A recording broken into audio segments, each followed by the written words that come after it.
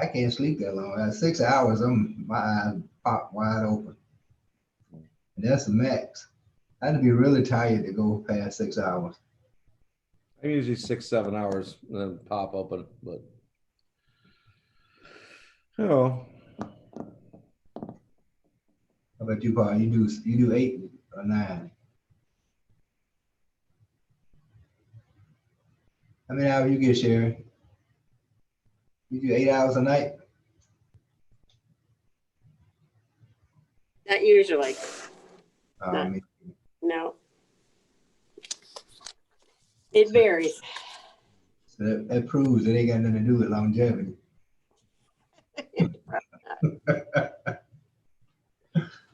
all right. What are we missing here? We're missing some board members. Martin, I see Reggie, but I don't see Martin, and I don't see Frazier. Dan, could you please text them?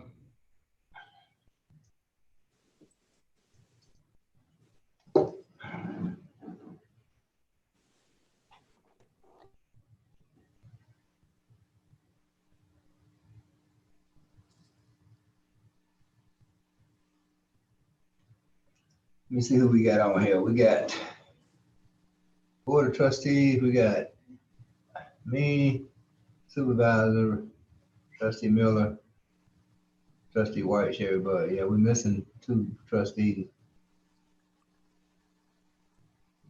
We don't do a roll call or anything for this, do we? Yeah, it's a meeting. Yeah, it's a regular, it's a meeting. Oh. Yeah. Okay. Oh yeah, look at that. Just call Martin. He's going to be on in just a second.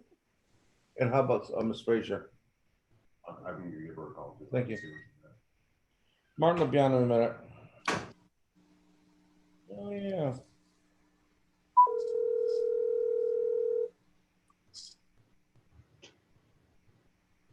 Hello. Hey, are you going to join us?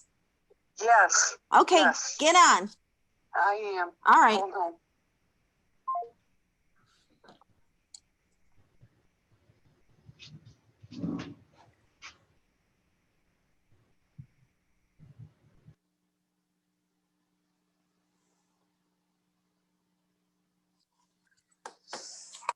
Maybe they thought it was 8:30. I don't know.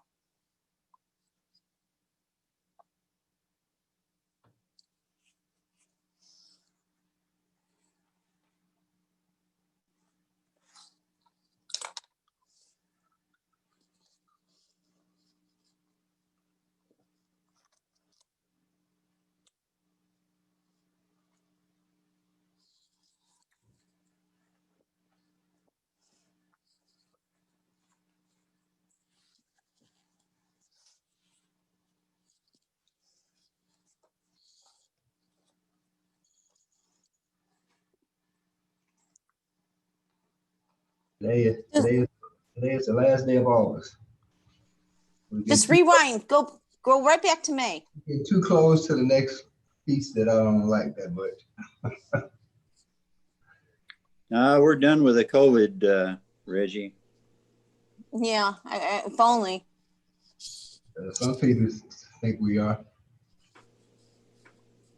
If only.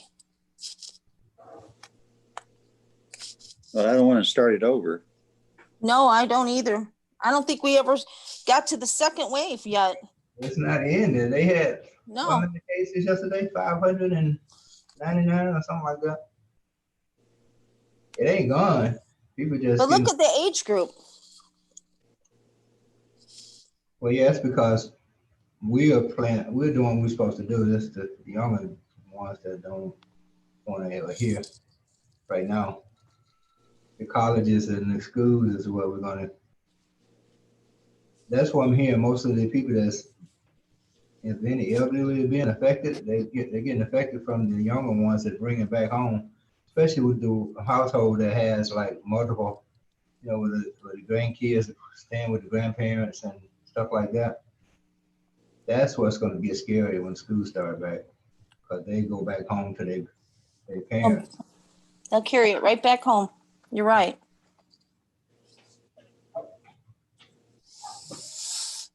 How many here has picked a tomato fresh from the garden, wiped the dirt off, and ate it? Right here. Not only tomato, cucumber. Oh, yeah. Cucumber. Tomato, cucumber. Sugar peas, Yep. green beans. You ate green beans in the garden? Just Oh, wiped yeah. them off?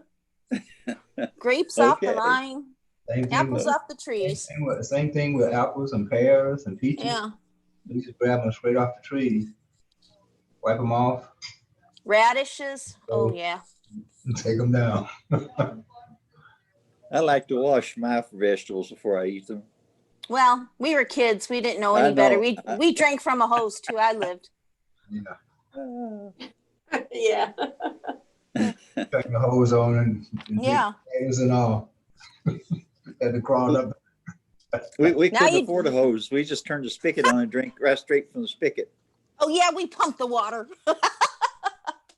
We usually let it run for a while before because it would be hot if you didn't. Yeah. But yeah, we sure did from the water hose. Yeah. Right, right. Take a break, let the water hose run. Let it get cold.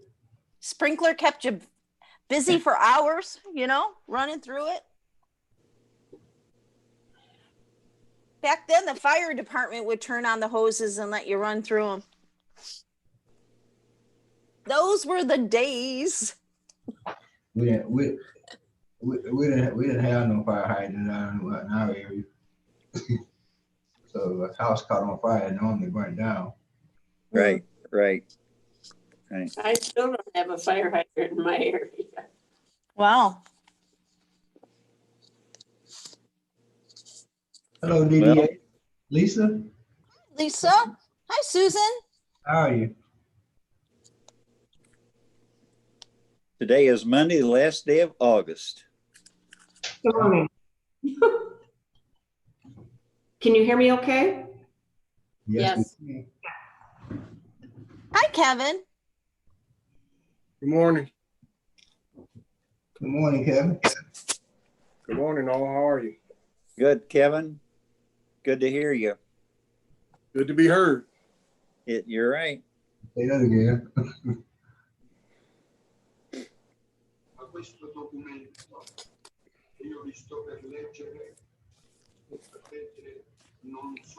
Okay, let's go ahead and start, everyone. Sherry can't join. Can't. No.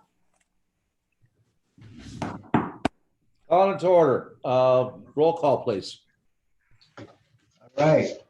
Let's start with the missing link. So we know Sherry Frazier can't start right now. Trustee White, Here, Trustee Miller, Here. Trustee Martin. Where you go? Yes. Treasury Bud, Here. clerk is present, supervisor, Here. you have a quorum. Thank you. Can I get a motion for approval of agenda? Make a motion to approve the agenda as presented. Second, support. I have a motion, I have a second, roll call. Roll call. Thank Peoples. Trustee White, Present. T. Miller, Yes. T. Martin. T. Frazier is absent. T. Bud, Yes. C. Wright is present. S. McNamara, Here, yes, we have a quorum. thank you. We have a quorum, great. So, it's our fourth budget. I'm not gonna tell us. What? I said motion passes. Then we have a quorum. Thank you. Anyway, we ready. We have quorum. At any rate, yeah, fourth budget. I'm not going to go on to the fact that this is basically the core of what we do, but it is. And I'm also not going to go into the fact, because it's going to go into many times over the next 2 days, over the fact that COVID has pretty much thrown a loop into our world to the point where this budget is our best guess. And that's going to happen next year. we will move forward. I have a feeling that these numbers will become, we'll want to change them probably before the end of the year because of the things we're going to discover that are coming down the pipe. But I want to make sure that we give ourselves a chance to succeed, and I hope that you guys consider that when you're looking at the budget. We're starting with the DDA, and I'm going to just to remind you that we are the approval process for the DDA's budget. The DDA does have a little bit of a unique budget in that it's a tax capture. They have their own board. Their own board does go through and set a budget, and it presents that budget to this board for its approval. And I'm going to turn it over to Director Ireland. Good morning. Shall I just talk about it in general, or do you want me to go 20 and then 21? I'll just start talking. Yeah. Okay, actually, revenue, I do see going up this year based on our tax capture, what the taxable values are versus the initial assessed value. I have reduced the interest income because rates are not coming in as they used to be. The only thing that I can say where we do have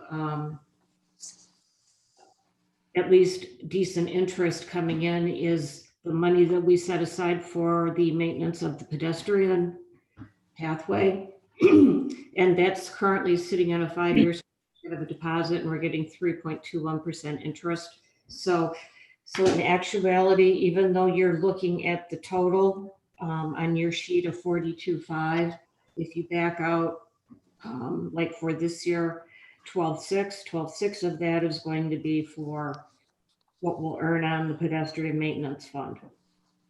And then going into 21, I took a real conservative approach, and I just used $1.9 million with maintaining a low interest rate on any of our investments, with the exception of what we would anticipate for the pedestrian bridge fund, which would be about 12.8, I think. So I'm not certain if after this year, because our year is kind of set. I know that I was trying to remember, I think this year going into 21, we will have some property coming off the tax roll because of the parcel that we bought at Ecorse in Michigan, not Ecorse, Tyler and Belleville Road, the Ford property. And I don't know if any of that's going to be put back on the roll or not. So I'm estimating Back a on, little, pardon me? 40 acres will be put back on the roll. Okay. That's what this board has decided to make sure that we get our money back. So we have to put it back on the tax rolls. So I'm anticipating a little over $2 million in revenue in 2020, and I'm keeping it somewhat flat, $1.937 million, $1,937,800. Hopefully we can only do better than that. The major amendments for 20 would be for the cash out of employee PTO days. Let me stop right there. Okay, so because of COVID, we are going to end up with a surge of PTO days by the employees. Since we are not having any overtime going on, we anticipate a little bit of a surplus in these accounts. Normally, we tell employees that they can only stash X amount of PTO days and roll over X amount of PTO days. PTO days, we at the end of the years, PTO is paid time off days, vacation days, sick days, all those other days. They can only save so many and roll them over. So let's say an employee has 20 paid time off days left at the end of the year, and we only allow him to take 10 of those paid time off days during the year, and he can roll over 10 of the other days. So we give him a cash payout of 10 PTO days, but here's what people don't realize. We then record a liability on our books for that year of 10 days that they did not cash out. So although we did not pay it out in cash, we still took a hit on it on our books.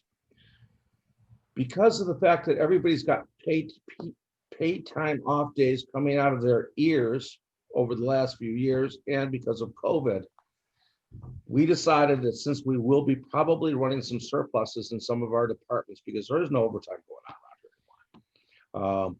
So we decided management-wise to get rid of as many of these PTO days and get them off our books. We're opening them up to the employees to dump them. We're so that's what we're basically doing. So because of that, you're going to see a couple thousand here and there of extra dollars in these budgets for salary. Okay, thank you. Sorry. Okay. And then if I go over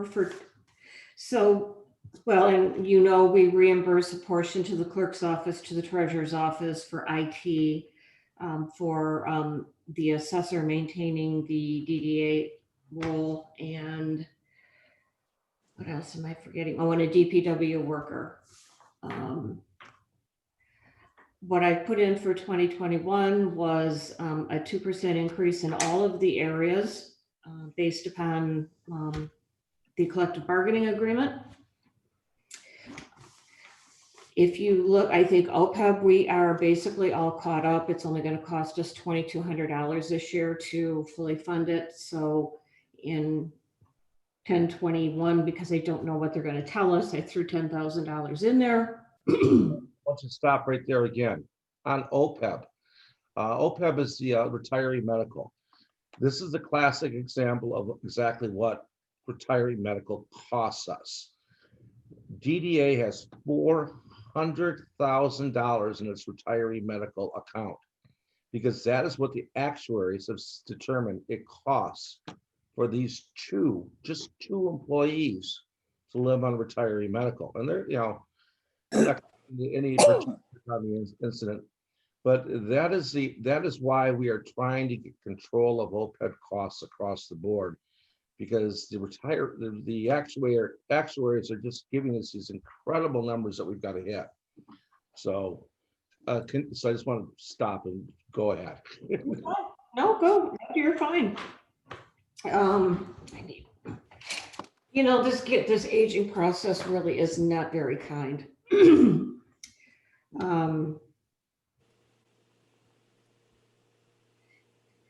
We're keeping office supplies down. We don't really use a lot. Operating supplies, that is actually a line item where we reimburse. It's not where we reimburse the IT wages from, but we reimburse for them housing all of our stuff on the hard drive. It includes the any maintenance for the copier when they bill us quarterly, that kind of thing, and the cell phones, and maybe any software that has to be purchased. Accounting, those are all pretty much the same. I don't really anticipate them going any more than what they are. That includes the audit from Plant Moran and the continuing disclosures that we do and any of the required reporting that goes to the state. I reduced actually legal. COVID I haven't really had a need to use attorneys very much, except at the very beginning of the year. And I'm keeping it lower for the next year because it's just on an as-need basis. I haven't had notification that we've got any tribunal cases that are going to be settled in 2020. So I've removed that 15,000 and moved it over to 21. The 17,000 is what we pay the assessing office. Memberships and dues, 31,000. That covers the Michigan Downtown Association, SEMCOG, Cranes, Michigan Municipal League, and Airtropolis.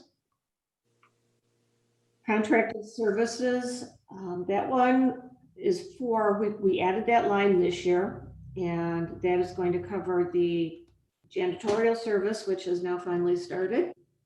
And also the monitoring of the security system. We're moving it out of the line above and bringing it down because that is a contracted service.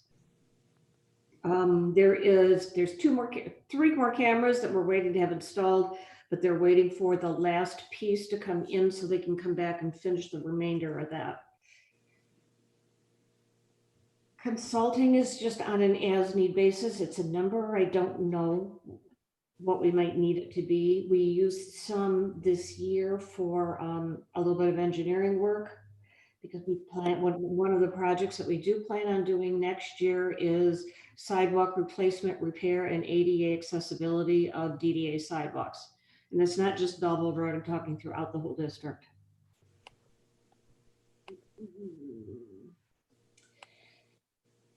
Oh, public relations, that's communication associates, that's design services. We did a few podcasts this year because we got a really good deal on it. And we're not going to be doing public safety day this year. I think that's too risky. And I talked to the police department about it and they were in agreement with that. Transportation, we just don't have a lot of it. Actually, I don't even know if we're going to use 1,800 because we're not going anywhere. Most things that we've been doing like even with my professional association, when we're doing our conference, it's going to be an online conference. So MMRA is what we pay to them for our portion of insurance. Are you guys okay? Am I boring you going through the lines? No, Utilities, to be very honest with you, I really wish I could give you a number, but I've taken it down because, COVID has made everything so weird. And I don't think it's going to be until next year that we're going to be able to really see what our true utility expenses are going to be, such as water. The only thing I can make a guess on accurately would be the lighting that we pay for down on Belleville Road.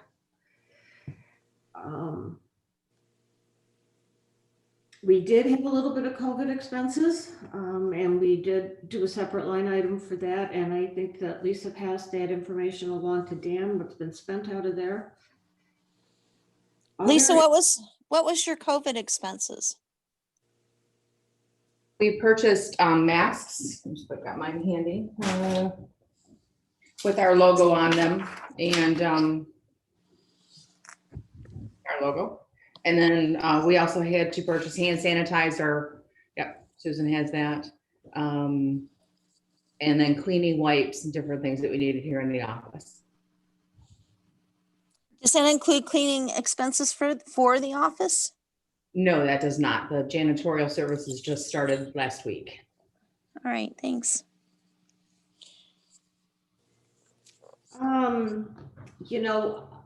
Other is just, I don't really know for a miscellaneous expense that if I have something that comes up, I don't know what it's going to be. One of the things that we are working toward is getting signage at the park here proper, so we can put like information on the inside. I don't know if you know what I'm talking about. One of those information boards, not like on Belleville Road. And we'd really like to tell a brief history of the story of the family that resided here. So that's kind of where we threw that in at. Amenities fund, that's like when we do the sculptures every year.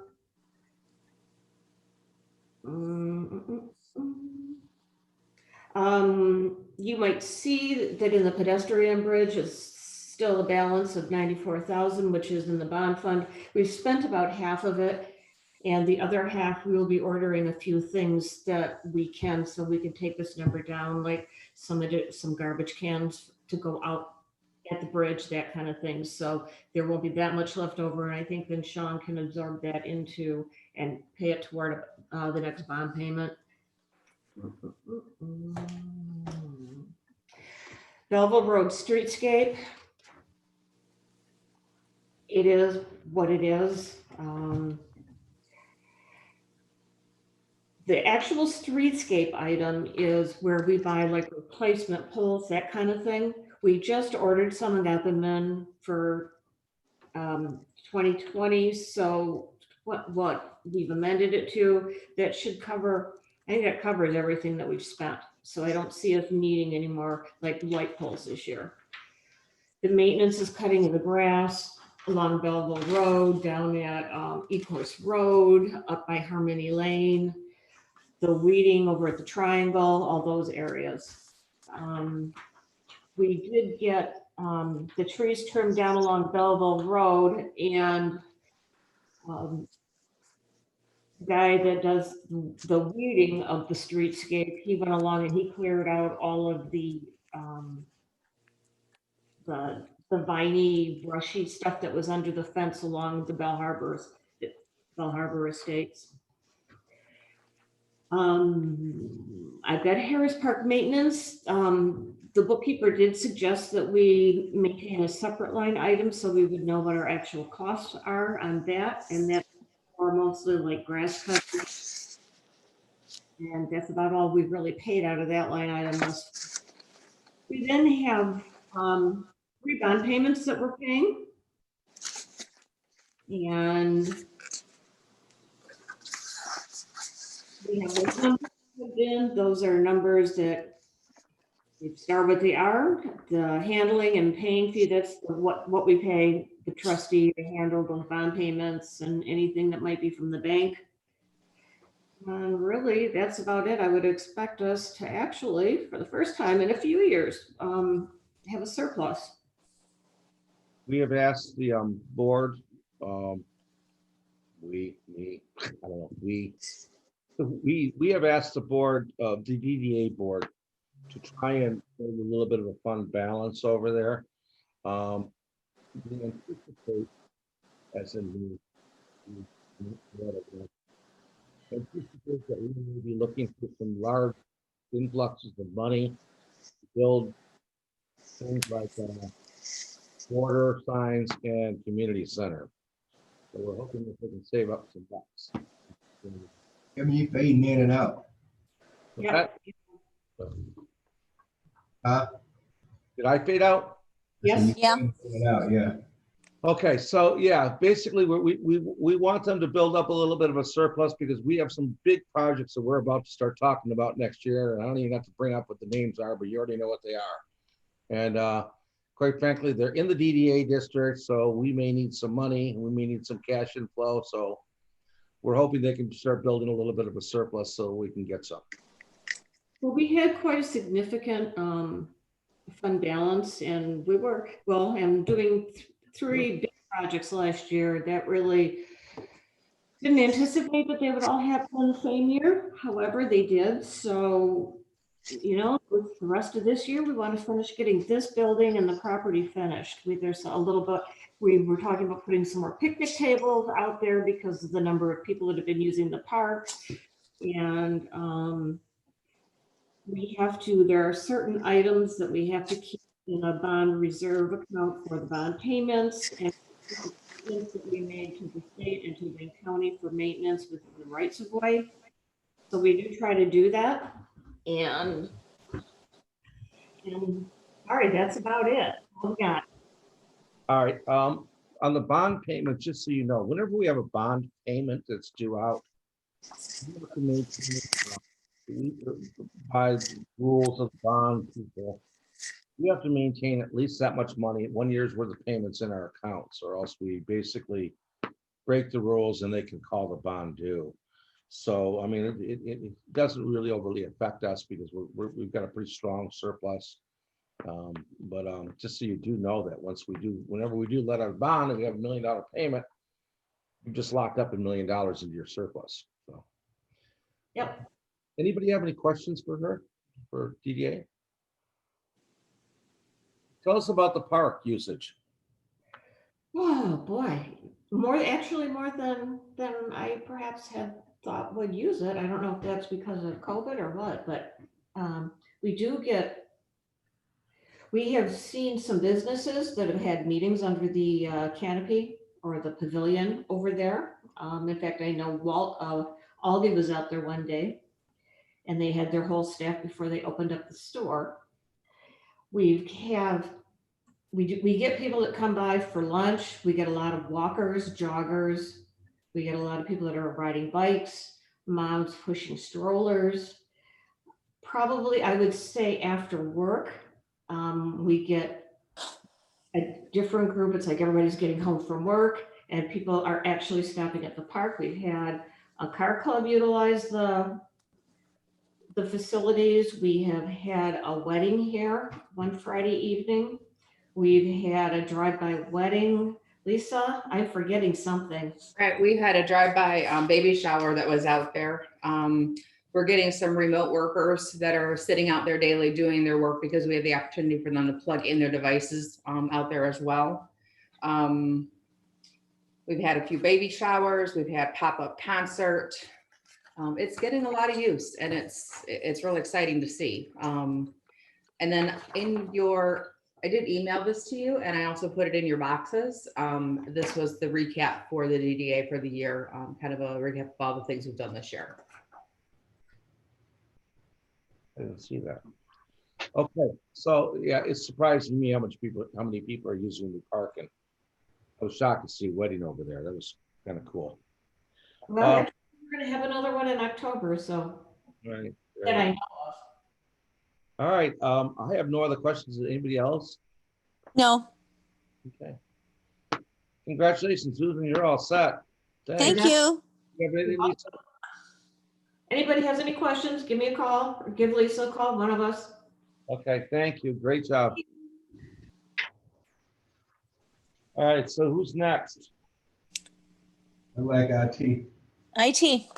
IT, Steve.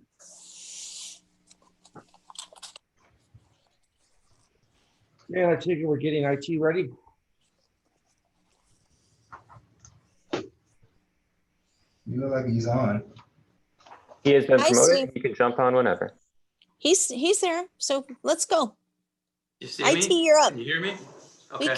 can hear you. Can't see you. Oh, well, Turn your cam on. it was working earlier. Start my video. There we you go. go. All right. Good morning. Good morning. Just want to read a quick 3-4 minutes overview of what's going on in the IT department this year. The IT department is currently working towards completion of 3 more projects this year, but one of the most important occurred just a few weeks before the COVID shutdown, and that was the implementation of the virtual private network, or VPN, which allowed directors and supervisors to continue to work remotely and provide business continuity for the township residents during the stay-at-home period that we all experienced earlier this year.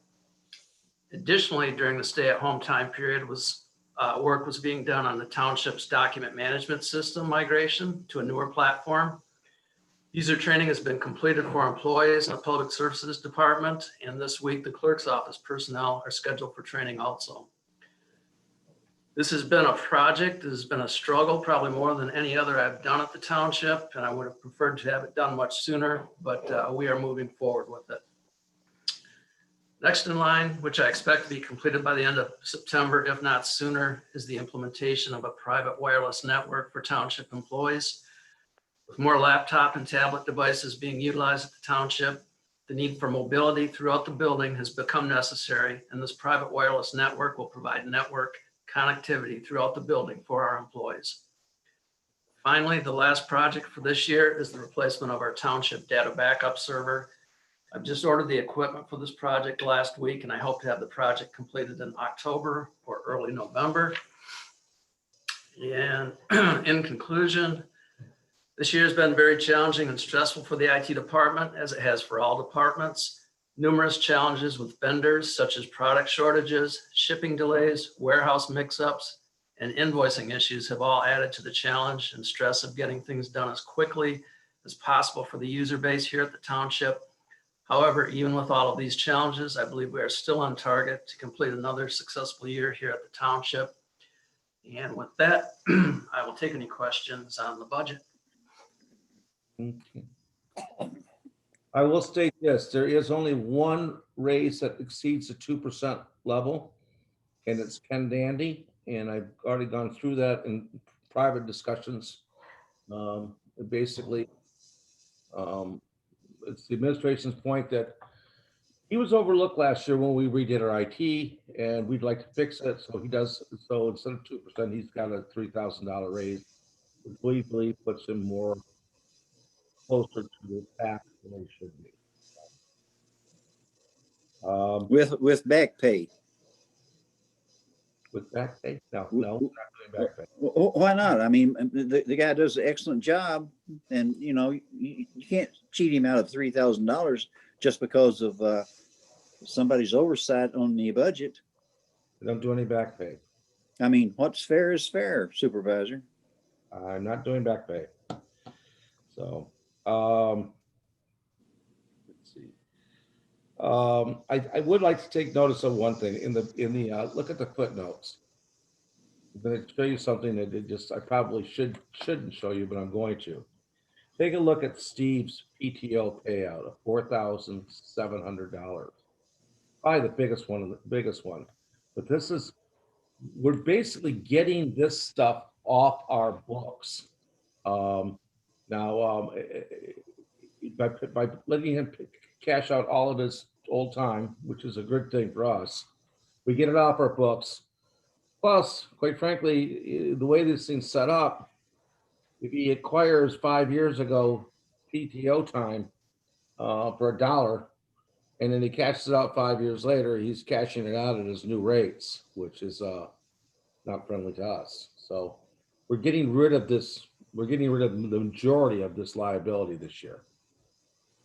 Trying to make our balance sheet stronger. I got nothing else. Steve runs a tight ship. It's a good ship. Everything's running fine. Last year we considered putting an additional person on. Steve felt that he could handle it. I will tell you this group is running as tight as anybody. It is extremely difficult. It is extremely tight because of COVID. We are not moving forward with some of our GIS implementation that we would have liked to move forward with before, but that takes a team group. It's not moving as fast. It's moving, but it's not moving as fast as it does. We may, when this thing breaks, have to come and ask you guys for some more help for IT, but there's a hiring freeze on right now.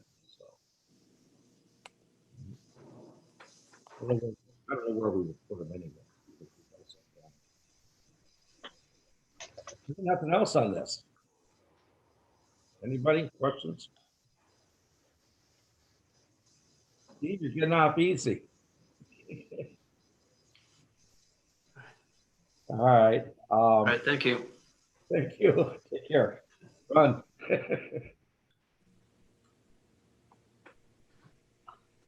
Deanna, are we going to go way too fast for you guys? Because we got a 10 o'clock now, huh? We could come back in an hour. Yes, public safety is not here yet. Anyone that can fill in, like ordinance, or can we take any of those sections? I know one thing we could take, communications. I hear all three of them on this line. Is Dan on there? Dan is here. Alicia is not. Let me ask you this. Is communications have a presentation? I just talked to public safety and let them know that we're moving along, so they're going to join in just a minute. We don't want to mess up their 2 hours. They got. Okay, let's take a 10-minute break then. 10-minute break. See you guys at 9:10. All right. Okay.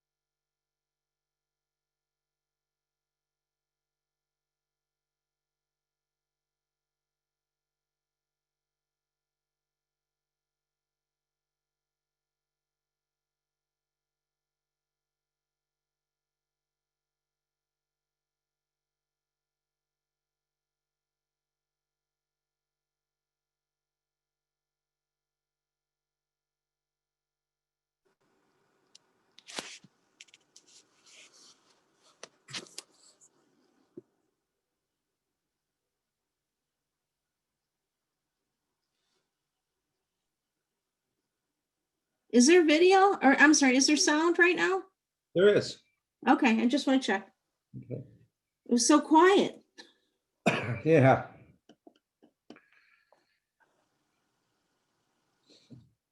So it's 9:11. We about ready? At 9:12. Okay.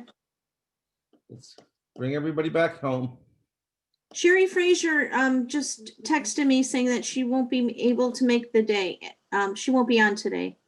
Okay. And she apologizes and to let you know, Kevin. Okay, yeah. So she has no concerns or questions. She just says that she won't be able to make today's meeting, budget review. And to please apologize for her and to let you know, Kevin. Please mark her as excused, Mr. Clerk Wright.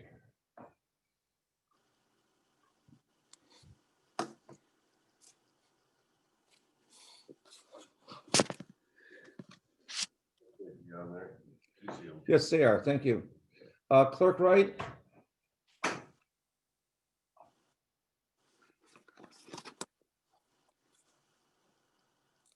Hey, Dan, do you have coffee Yeah, over what's there? up? Kevin? Yeah, clerk, could you mark? No, I don't take no cream. I take a sweet low, but I've got that here if you don't have one. Gary, you can keep yourself. Hey, Dan, I take mine black, so go ahead. Could you mark her, I would trustee Frazier as excused, please. Trustee Frazier, okay. Thank you.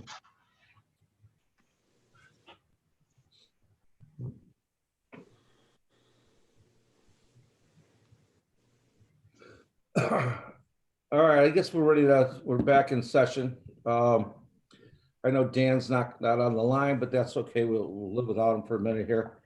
We have public safety up. Obviously, this is the lion's share of our budget, so got quite a little bit to go through with them. Director Lorraine, take it away. Good morning. Can you hear us? Can you hear me? Can hear you. Yes, Because we're kind of like sitting away with masks on, so you guys can hear, okay? we can hear you. Can't see you very well with those masks on, but we understand. We want you safe. Here. I guess we can start by, is there any questions by the board on any of the 2020 or 2020 amended line items? Well, let's just start off with them. Let's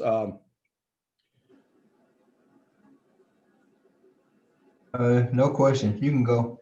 yeah, go ahead. I'm talking about go.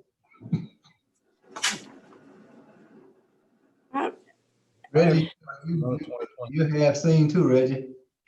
Pardon? Got something blocking your camera. I think they all said that. My notebook. Excuse me. There you go. You all know what I look like. Not on a Monday morning.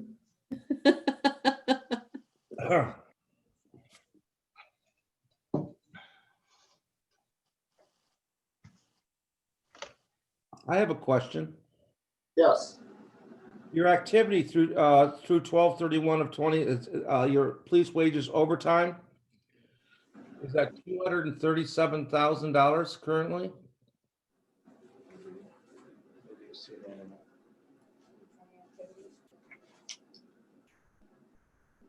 Yeah.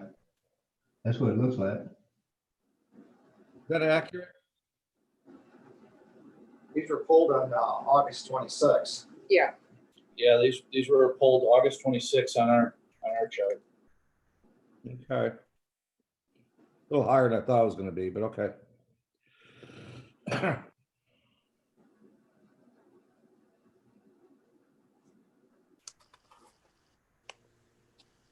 Are you on target for those 2020 projected activities?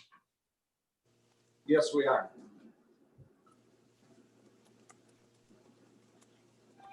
This year brought a lot. I'm going to take this off. It's hard for me to talk through. This year, with the COVID that occurred, we in a lot of our line items, you'll see that we haven't spent, the percentage that we would normally spend at this time, and that was a lot because of the modified schedules, and you know, a lot of places just weren't doing business, you know, that we would normally buy stuff from them. But as soon as we got out of it and got back on our schedules, it kind of ramped up. So it's starting to ramp up a little bit and get us back into where we normally are at.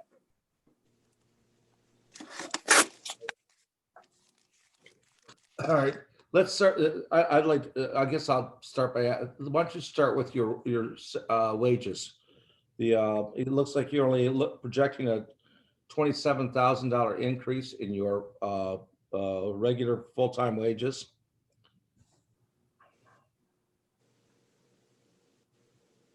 That's for next year. Yeah, you're talking like for next year? Yeah, well, there was a 2% wage increase. That covers the director, myself, our staff, which would be Berger and Casey and Tina. Okay. The police officers are only getting the 1%, so Yeah. very, very minor. Right. All right.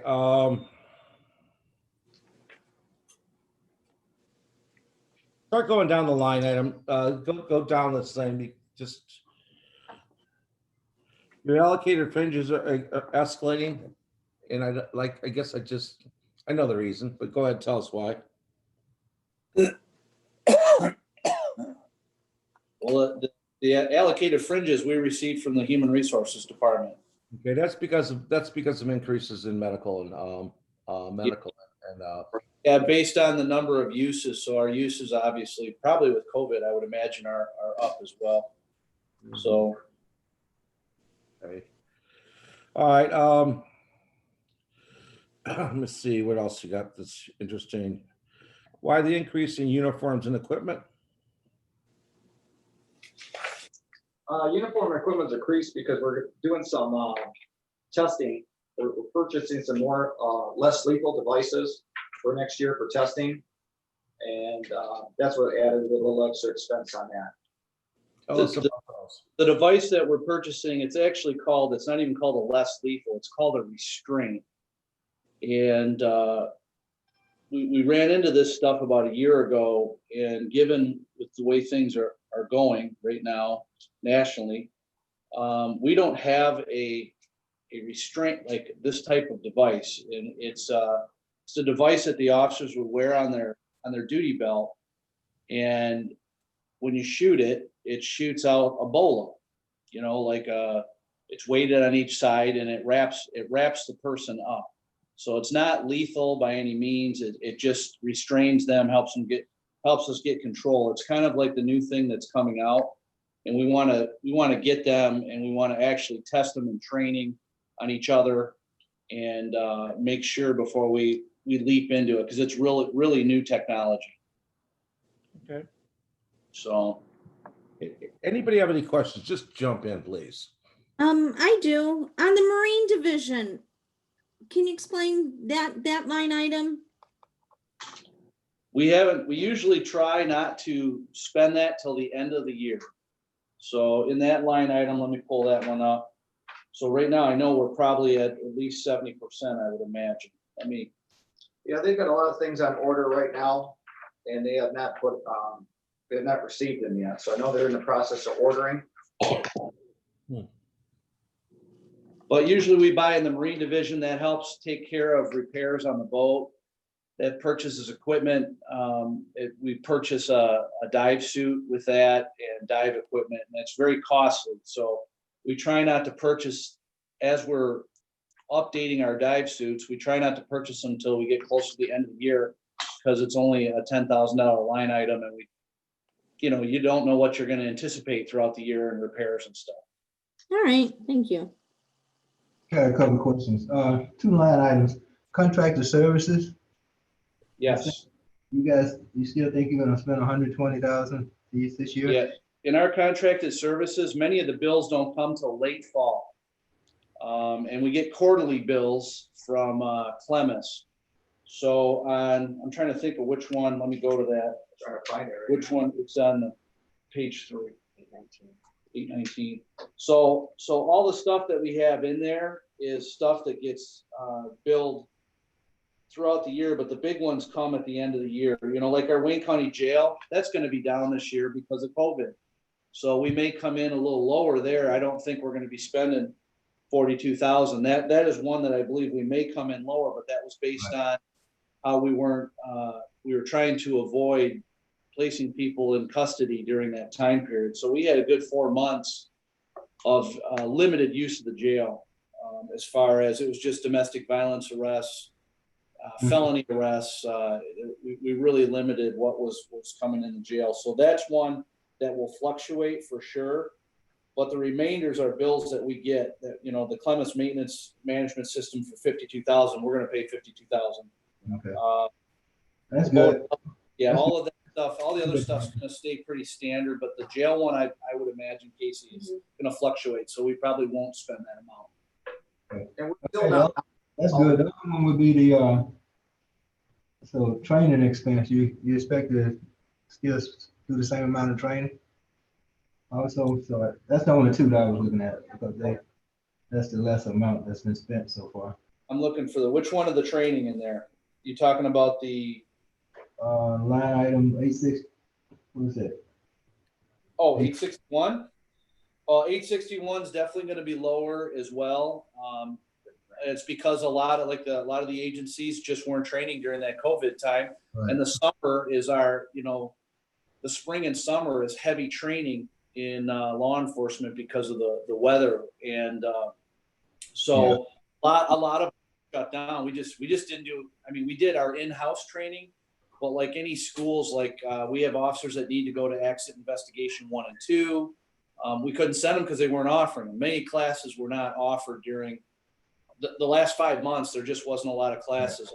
And it'll be hard to really get them in going into the fall here. So you should come in down a little bit. So we should.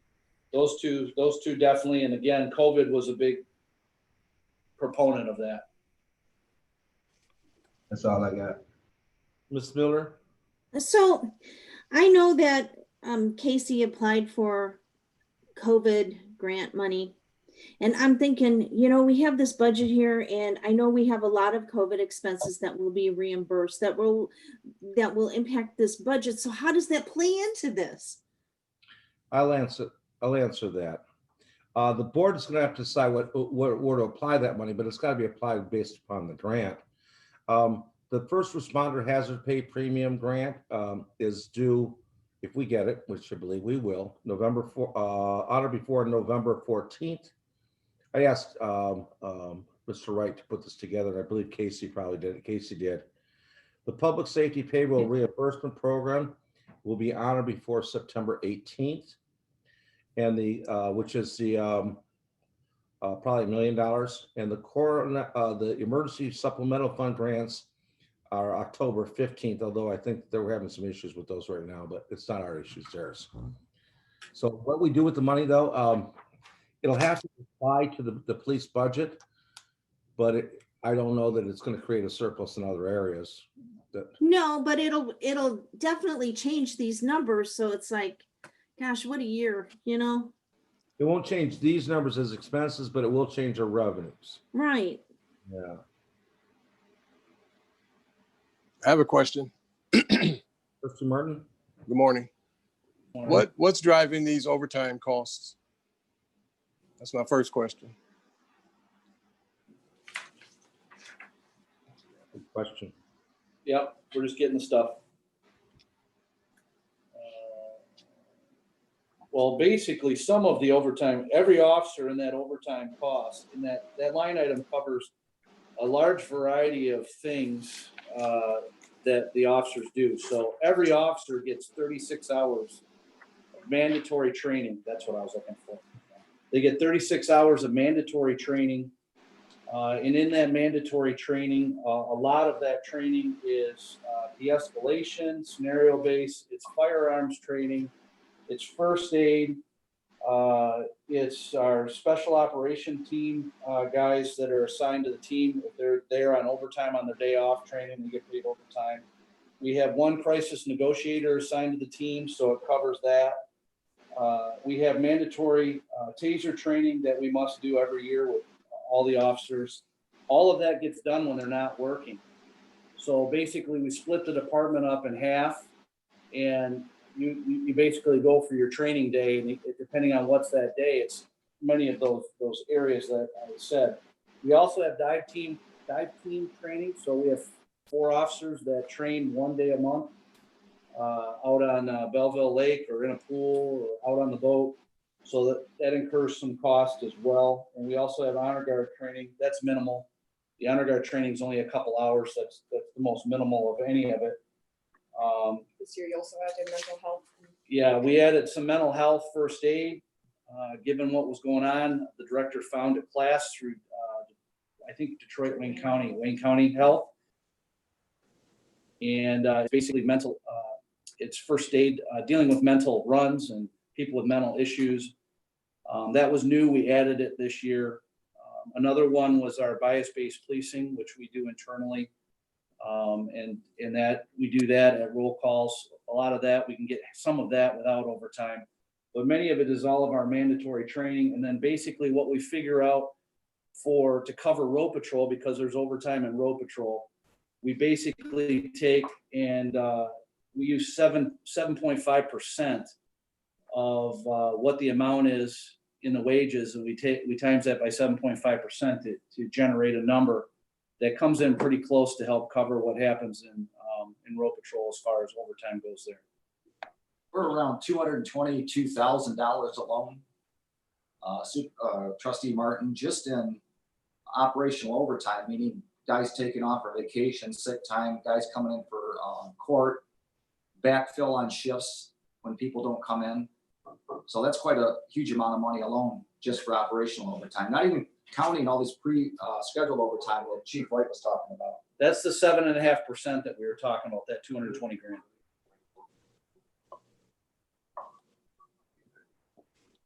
grand. Capital outlay, that's the most cars we bought out of the general fund in 1 year. I know we haven't had any state or federal forfeiture, but that's a hunk of cars replacing this year. All at one time. Pardon me? All at one time too. So how many cars is that? 7? Well, we normally every year we buy 3 patrol cars. That's just normal to rotate in our fleet. We try to get rid of our patrol cars every 3 to 4 years and rotate them through. By that time, we have well over 100,000 miles on the patrol cars, and they're pretty beaten up, pretty bad going down side roads, accelerated high rates of speed. So we have replacement of 3 police cars, 1 traffic car, which we're in dire straits for. Every year we replace. We just ordered a new one for this year, ordered a new one for next year. They got well over 100,000 miles on them right now. The big thing is those, we added replacement of 3 detective vehicles. And right now, they're at least 7 to 10 years old, the 3 that we have now. And I think the less amount of miles on the one is 135,000, and they go up from there. So they get beaten up pretty bad. I mean, they're not run like the patrol vehicles are, but they're well exceeding. That's a lot of money. So we're trying to get them replaced, and then we're good for another 7 to 10 years on that. Okay. Do they all have to be replaced at one time? That, we've just never done any before, Greg, because we've always had help from those other funds. Is there any way we could not? I mean, I don't know what the bottom line looks like right now, but that looks like, and maybe we'll have to wait to see what that looks like, but that's a lot of cars. And to replace them all and then say that's good for 7 years, and then you got a bulk of buying again. That, right. That isn't how we started out. We were going to replace 5, and then it got down where we could do 3, and we replaced some with the forfeiture funds, and we know there's not money to do that. But this is going to be a stiff year. I mean, we could go by just replacing 1 or 2. It's just that then we're going to be using repairs. We're going to use money on repairs. They're constantly going to shop. So I mean, the only reason we really pushed for it this time was because one of the cars has 146,000 on it. Another has 161, and the lowest one at 115, it breaks down a little more too. So they were just getting up there, and they're 09s. One's an 07, and the other 2, I believe, are 09s. So they're getting old. That's all. Right. No, I understand that. I just that's a stiff amount. And the only other thing in capital outlay that's gonna be a big ticket item is our Clemis fingerprint scanner that we have to it's come to the end of life and it's mandated by Clemis that we replace it at a cost of $18,000 we're gonna have to do. The other thing is with the fingerprint machine, the Federal Bureau, the FBI, is mandating, they mandate the federal side of the fingerprints, and the new machines, I apparently capture a side print that we have to do now, which is a little different. And our old machine does not comply with the federal guidelines. So with it being end of life and not complying, we really had no choice, and we pushed that out as far as we could. We're really at the end there, so. We also are continuing to buy more radios or $4,500. 50 of them, so we buy 10 a year. That's correct. This will be our third year. Yes. Next year will be our third year of the program. Yeah, it'll be our third year, and we'll have our infrastructure of our radios really, really close to being done. We'll probably have to do, I'll double check, but probably less than 10 in 2022. And we should have them all complete, and we've done it over the course of 4 years. Excuse Through the me. chair. Yeah. Back to the cars again. And this is my fear. So if these 7 vehicles have a lifespan of 7 to 10 years, so in 7 to 10 years, we're going to replace these 7 vehicles again. We're going to take a hit on the budget. Now I'm looking at the patrol car that was ordered in 2019, but the money came out of the 2020 budget. So where's the money for that vehicle from 2019? Did that get put back into the budget or?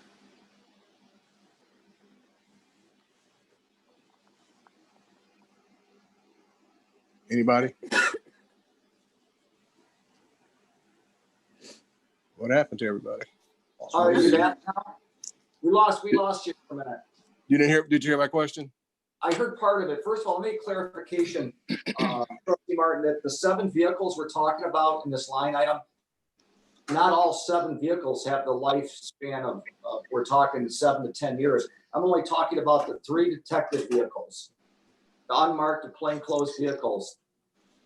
They're not road patrol vehicles. I know we have 7 down here, but we're only talking about that lifespan of 7 to 10 is only on the detective vehicles. The other SUVs that you see there, we rotate out every 3 to 4 years. And then I think you were asking about that 2019 vehicle that we ended up getting in 2020.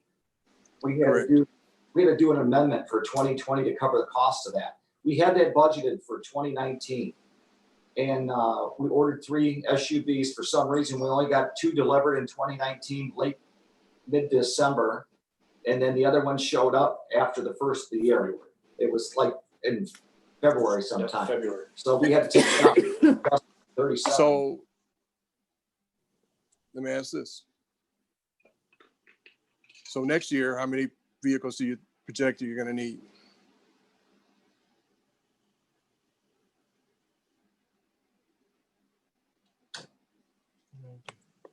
Our internet's going in and out over here at the offices, at least in this. Yeah, I'm texting Steve now. Yeah, so now you know why we need internet, unfortunately. Yeah, we do. I said that before. We need it back. Yeah, we've these laptops are a wonderful experience for remote working, but suddenly we find ourselves on Wi-Fi and it's disaster.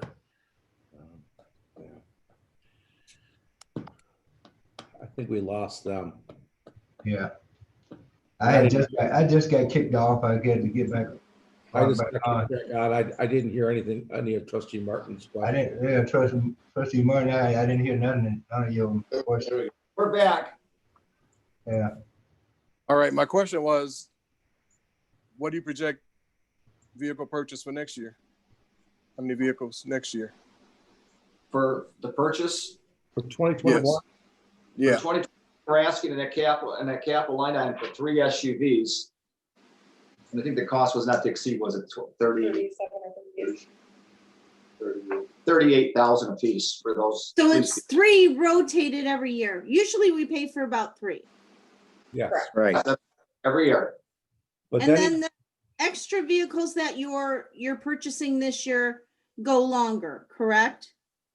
Can last longer because they're not out in the field as much, correct? I lost him again. Right. Yeah. And he's got Reggie, Three you also patrol- blocking, you keep blocking your screen. He wants 3 patrol vehicles, 1 traffic vehicle, and 3 detective vehicles. So technically, he wants 7 vehicles for next year, is what he's asked for. I see. Good explanation. Sorry, yeah, so we normally change out 3 of the police interceptors that are our road patrol vehicles. The traffic vehicles, they don't get used as harshly, so we usually put off buying those, but I guess the one that we've got is falling apart regularly. All right, we're back. Just to let you know, we're having technical problems already. And we just talked to our IT guy. He's trying to fix the problem right now. I apologize. We see that. So we were just, Trustee Martin asked what you plan on doing for next year for vehicles. And I guess Treasurer Bud is asking, do you really need that many? And I'm asking, you need money. So go ahead. All right, for that answer is that, yes, we need our 3 patrol vehicles. So you need your patrol vehicles that we buy all the time. You just got knocked out again. So This ain't anybody working. in the IT budget, remember this. We just approved it. And I think, we've replaced the detective vehicles, but as you know, they've come out of the forfeiture funds. So we haven't seen them having to purchase those out of the general fund. So, but he is asking this time for 7, which is a lot out of the general fund.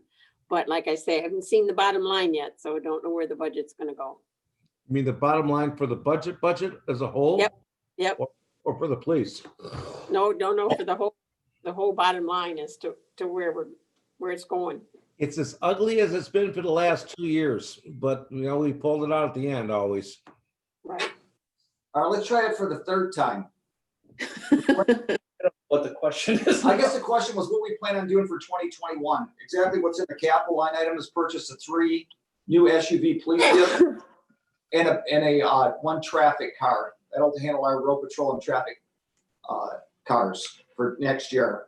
And then also we're requesting 3 detective bureau vehicles. Where we have at least 2 out of the 3 that are exceeding 165,000 miles on each unit.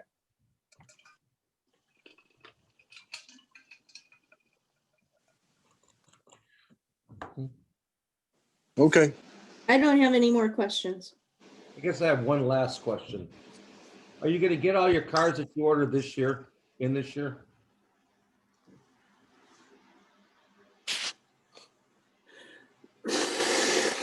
Gone again. So there's been a real problem with providing police interceptors and Dodge Chargers.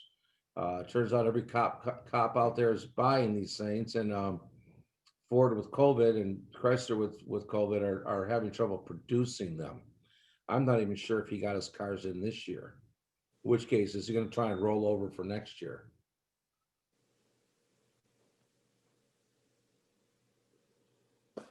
We'll pull it up over there and leave it up. We're trying a different computer right now to try to log on so we don't have these interruptions anymore. So the question I have is, are you going to be able to purchase all your cars this year that you have budgeted? For this year? Yes. 2 of them are in. Yeah, 2 of them. And the 3rd one they're trying to Actually, find. we're in the process of processing right now. All 3 of the police vehicles are in at Atchison. Okay. We just submitted a PO to get for payment. Okay. All right.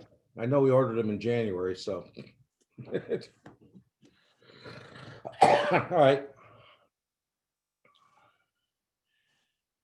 That's that. I guess that's, anybody else have a question on this? No. Okay. All right.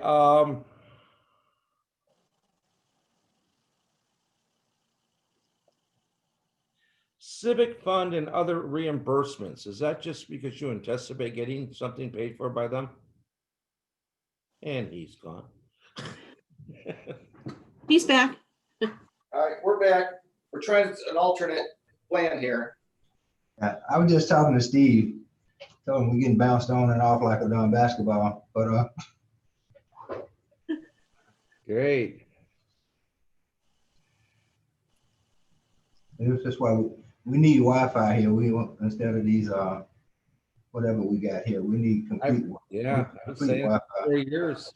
For 4 years, we've been trying it, and for 4 years, it's failed. Hey, Greg, Jason, you there? I see your screen. Yeah, they trying to get something fixed over there too. Come on in. Must be having some difficulty today. I don't normally don't get kicked off. I've been having MMRMA Zoom meetings on here, and I haven't had any problem. I don't know what's going on today. It's a Monday. Right. But they're already in there.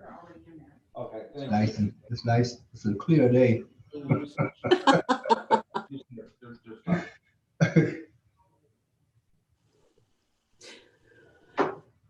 Seriously.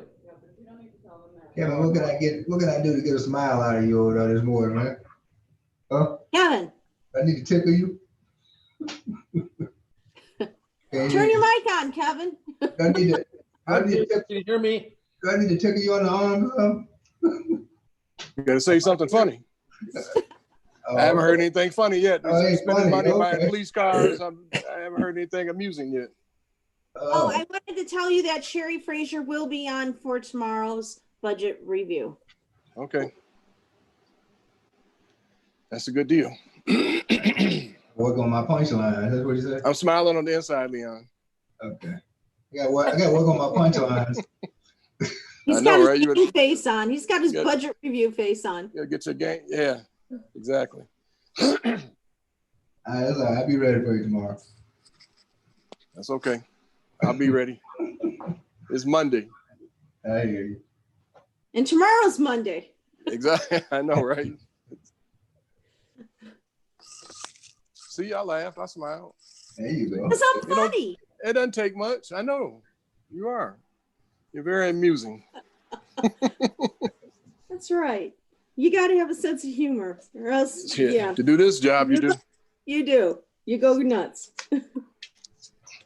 Hey, I just flipped my calendar because tomorrow's the 1st of September, right? Can you all read that? We'll do it. You know these calendars that MMR give us. I love Enjoy life, Leon, right? Enjoy life, Leon, right? I'm like, really? I will. That's funny. I'm gonna try to. That's my goal. That's my plan. We can get out of COVID. Yeah. Got to keep our sense of humor. Sometimes it's the only thing that keeps you going. I know. You weren't laughing, you'd be crying, so it's better. That's off. right. Yeah, that's so true. They say. While we're waiting, did anybody have? Then I was just thinking yesterday. I was looking at the, the actor that played Black Panther and everything. All those roles he played. He was diagnosed with colon cancer 4 years ago. So he played all of those significant roles: Black Panther, James Brown, Jackie Robinson. I think he did. Yeah, all those roles he played in the last 4 years, he was battling stage 3 colon cancer. I was like, that's just amazing. Then he was speaking. He was going to colleges and doing speaking presentations. He was going visiting kids at the Cancer Institute, putting on a smiling face. I mean, they did a thing this morning on Good Morning America. It's just amazing what this guy what all he did in 4 years while battling stage 3 cancer. I mean, So go get those colonoscopies. Well, at 39, he was diagnosed at 39, so you really don't. Oh. You really now the new guidelines now is 45, unless you have some kind of symptoms. It really don't screen you that early. So no, they don't. He must have some. he must have a family history or something, which sometimes, you know, African American men are 10% higher than than white males to come, you know, to be diagnosed with this. But it's saying now that you need it. They just expanded it down to 45, but he died at 43. That's He was horrible. diagnosed at 39. Young, very young. Board, I hate to jump in. I believe public safety has rejoined us. Yes. We got two highlights of them now. Let's turn off. We just. It looks like Greg's got a beard with that mask. All right, we're on a cell phone. Oh, yeah, we're on a cell phone. Technology. Casey got us up on the cell phone and Alicia let us in, so. And we let's go back to the other line item. I want to get rid of all that stuff. None of it's working.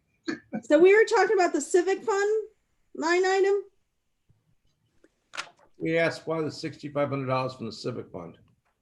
Oh, that was for the two traffic signs, electronic traffic signs. They donated $6,500 for that we purchased.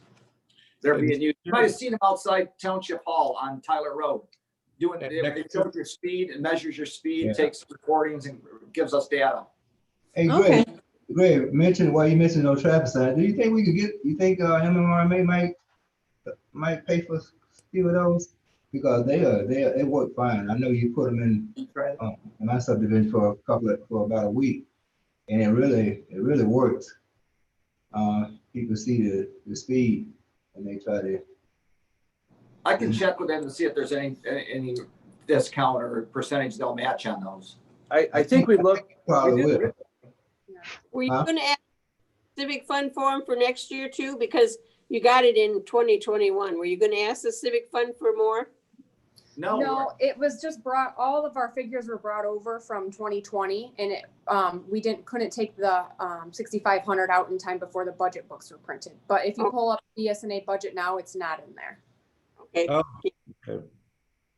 So Thank for you. 2021, there is not a civic fund reimbursement. Correct. Are there any other numbers we should know about that got moved over? No.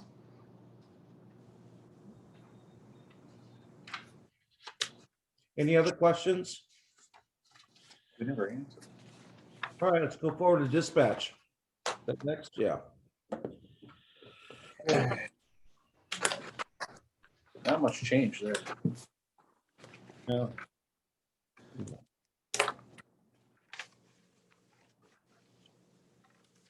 Not much has changed in the dispatch. I can get us started on that. Obviously, the wages, they got a 1% as well, right? Because they're road patrol. Yeah, and we also rolled in cash outs in there too. Correct. So the increases you see cover the cash outs and the 1%. Okay. What about the any capital improvements being done within dispatch? Under the 2020 proposed, no. Okay, I thought we were doing a new console. We will be doing new consoles. In our 10-year plan, we have them in there. Our consoles are still functional and fine. The only thing that you can't do is they can't wire in remotely and make adjustments or calculations in it. The new ones, when we end up getting those, that'll be a nice option where they can remotely work on our equipment. So right now, if we have a problem, they have to actually come out. But our consoles are fine. We have them, actually, I have them scheduled to be replaced. In the next 5 years. It's within probably the next 3 years, we'll be replacing those.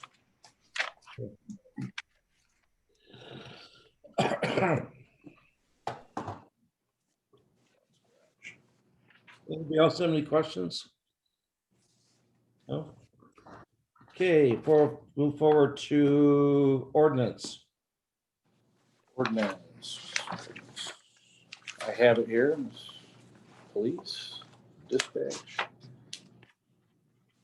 Ordinance doesn't have many changes either, if I recall right. So on the ordinance side, again, you'll see an increase that's due to I believe the 2% for I'm not sure what the township side got. What was that? Is that 1% or 2? It's 2%. 2%. Yep, 2% there.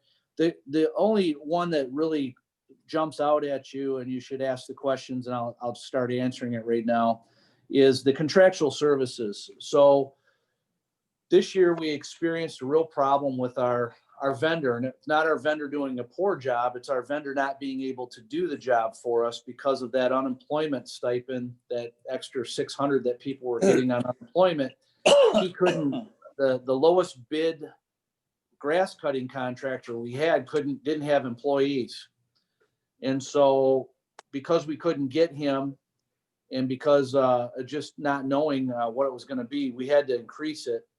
Hopefully we don't use it all, but hopefully we have enough there to cover it, because he was definitely the lowest bidder we've had in a couple of years, and everyone else was a little higher. So Bazzy says you need to ask for a little more money in the coming year just to be safe, because I still believe we're still having trouble getting the lowest bid contract. We don't even have them. We're using somebody that we had to just use. What is the capital outlay for 3,000? Usually capital outlay is a little more than that. Is that maybe supposed to be other rather than capital outlay? Or what did you have planned? I don't see any notes on it. Yeah, I don't see it either. That's unusual, yeah. That is unusual. Yep. They always buy laptops out of that. Yeah, I don't have a note here, so that's why I'm kind of shocked about that one. I would think it was probably other, a 956 rather than a 970, because usually we want it to be a little more money than $3,000 for Yeah. capital outlay. Well, we would have to make an adjustment there. I don't even see 956 Yeah, I don't either. on my sheet here. I don't either, but everybody usually has another, because that's where you Gotcha. throw, if they have to go for a test or medical or Sure. something. My guess is it might have been that, but I don't believe it's capital outlay. No, But we don't have any projects. We don't have any projects out of capital outlay and ordinance this year. We don't have Okay, anything that I'm aware of. Yeah, you can check in it and then it can be fixed. Okay, Alright. thank you for pointing that out. I don't know how I didn't I catch didn't that. see that. I didn't either. Hey, Sherry Bud, she catches that. It's the old eyes, the old eyes. You call them eagle eyes. Experience. Eagle eyes. Okay, we're down to fire.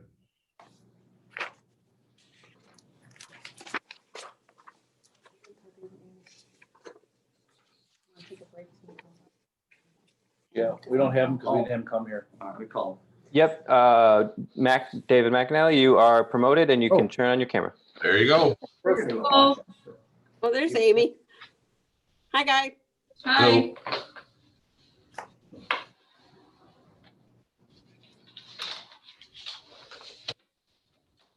Chief, take us through.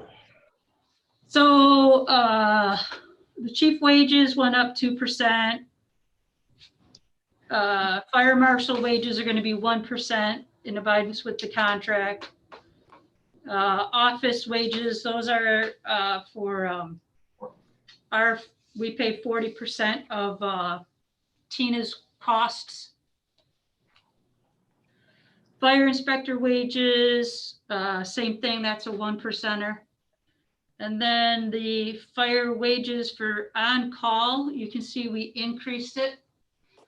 We're trying to fulfill having a supervisor on every day and night. We have found that it's critical to our operations to have a supervisor on. And with COVID this year, we ran into a problem early on in the year. Well, Dave did actually, where our beloved blended raters were able to take advantage of the PD system. When they shut down, they were like, oh, now we have more time to work at fire. So, which they did. When I came back, I had numerous conversations with the supervisor about getting my budget in line. And so what we did is we kind of laid down the law with the union and said, we're now going to abide by the contract. And that was I think we started that in July. Yes. We gave them 2 months notice that their hours were going to be drastically cut.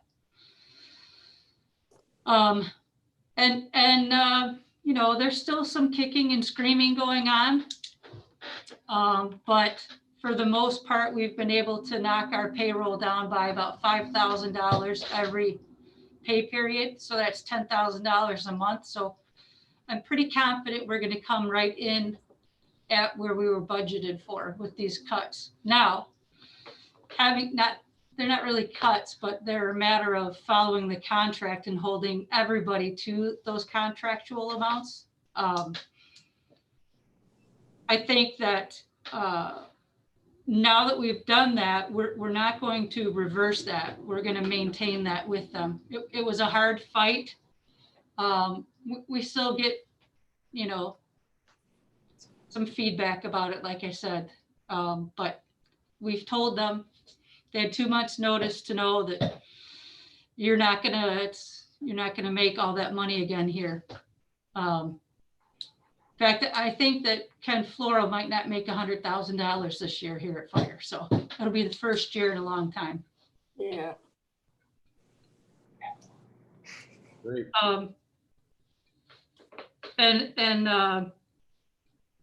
Anyway, so that's where that's at. And then our firefighter wages full-time. With the Doty situation, it's opened up overtime. So our people have been working, the full-timers have been working overtime to replace Doty's position, which the arbitrator should have it and be ruled on. Hopefully it'll be settled by the end of October, whatever the decision is going to be on that. Situation is. What? They don't know what that situation is. So in a nutshell, Doug Doty resigned, then retracted his resignation, but it had already gone to the director. He accepted his resignation. So then he filed he grieved it, and it is in the arbitrator's hands now. Each side presented their sides 2 weeks ago, I think. So they have 2 more weeks to put in their briefs.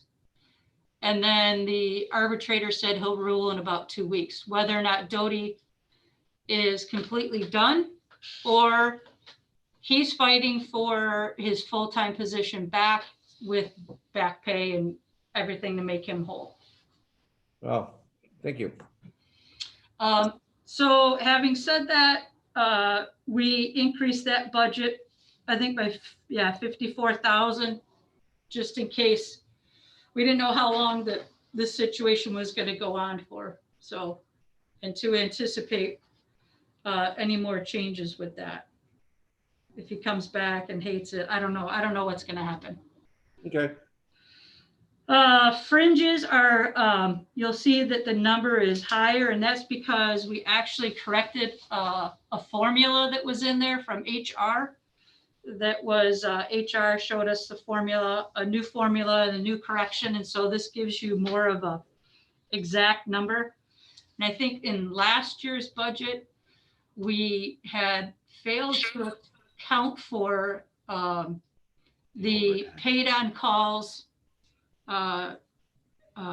contributions that weren't accounted for in that. So that is all fixed. That's why that number is a little bit alarmingly high. Operating supplies are staying the same. Uniforms and equipment, we dropped by 10,000. Fire prevention stays the same, 10,000. The membership and dues, that should be 25,000. I don't know what you show. In BSNA, it should be 25,000. We memberships and dues, we show 10,000. Okay, it should be 20, it should be 25,000. We ran into a problem, not a problem, but Wayne County and Washtenaw County both increased their dues amounts by 5% and 5%. And so then that put us under for the year. We had to make an amendment in July when we last met. So I believe in BSNA now that's correct at 25,000. So we don't have to make any amendments next year. Well, how much, so for 2021, we're gonna spend 25. And Yes, then 2020, that needs to also be amended to show 25, correct? no, that, we just covered it at 18.5. We pulled 10 from uniforms and equipment. Right, but you've spent 24 and Oh, you've only got, Yes, huh? yes. But I thought that we put a transfer in for it. we did that amendment and I thought that should be, does We it have- show the amendment?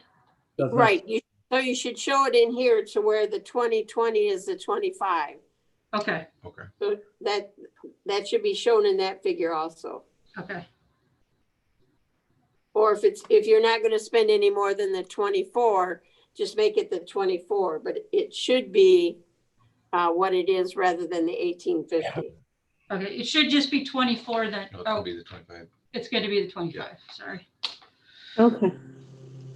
Contracted services, those are staying close to the same. Telephone, transportation, we increased it by 5. Cover engine one's repairs. We're gonna try and get engine one to last another 2 years, so that then our equipment replacement fund will be up to a level where we can purchase a new truck, and then we'll be done purchasing vehicles for a couple years. Fuel, car washes, training expenses, we've kept the same. Utilities, building maintenance, equipment maintenance, all those are all close to the same. Our capital outlay, we decreased by 60,000. The only thing that we're looking at doing is replacing in our dispatch areas here, the watch rooms where the computers are at, is doing a little remodel on that equipment because it's old and worn at both stations. What kind of equipment was that, Amy? Office furniture. Okay.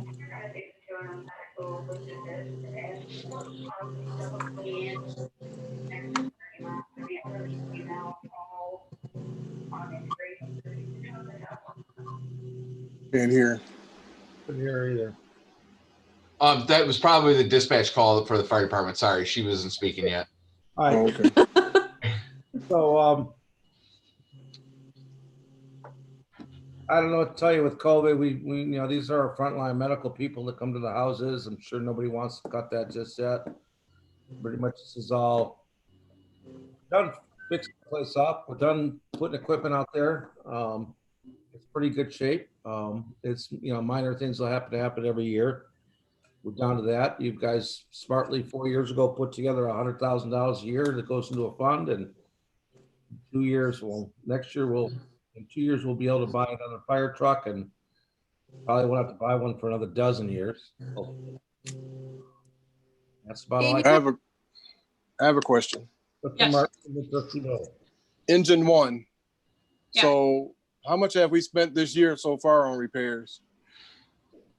This year on that truck, we spent less than probably $5,000 on it because it is a backup engine and we are purposely trying not to use it as much as possible. It doesn't get used unless we have to, because we're trying to get it to the point that we can get the repairs into it to make it last that next 2 years that we need until the new truck can come in. That was Okay, Dave talking, in case you didn't notice. He's Sorry. right there. No. See, I got him to smile. I got a Okay. question. Yep. Amy, on your training, you got 50,000, you've only spent about 14,000. How are you gonna come to the end of the year? Well, so COVID really impacted that. Yeah, We are going to do a training coming up, a specialized training that's going to take 14,000 out of that. okay. So That's we're trying to use it, but COVID really shut everything down, and it limits us to only 10 people in a classroom. Right. Okay. We That's do good. have one starting the fire academy, a black male in September. And then we have another, is he Asian? Yes. an Asian person, just to give you the minorities, that's all. Starting, and he'll probably start EMT class first, because we'll miss the deadline for fire academy, and then he'll go in the fire academy next. So that will again take some money out of that fund. Correct. Amy, I got a question. Yep. Go back to your firefighter wages on call. Yep. For 2020, you had 744, 252. Yep. And you, in 2021, you taking that to 850, 1700. Yep. Did I miss? Why is that so much more? It's more than $100,000 increase. That's more than because we're trying to implement having the cost already embedded in that for our supervisors position, so that we can have supervisors on the shift. You did Not that a for all- full-time position, so it's just daily. And our blended raters are all of our supervisors, and so their dollar amount per hour is higher, so we had to increase that amount. You did that for allocated fringes too? No, the allocated fringes is higher because it's corrected from last year. HR found an error in the formula on how it was being calculated, and so that's more of a corrected snapshot of exactly what it should look like. Right. I have a note from Nicole Sumter that states that all fringes have an increase due to high claim usage. This will be across the board.